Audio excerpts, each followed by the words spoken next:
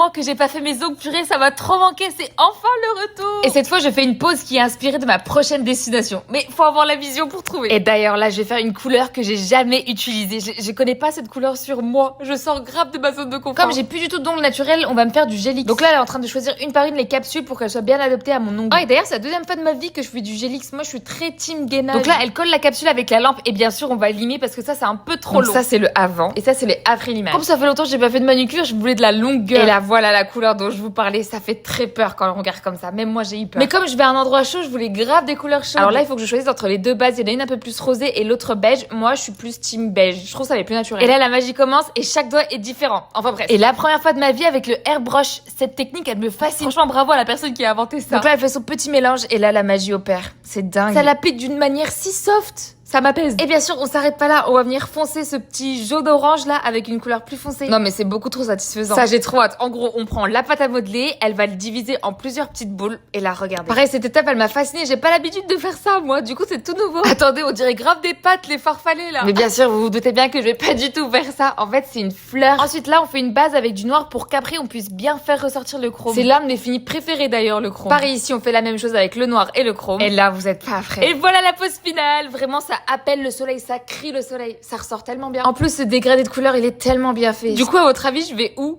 Ça fait plus de 2 mois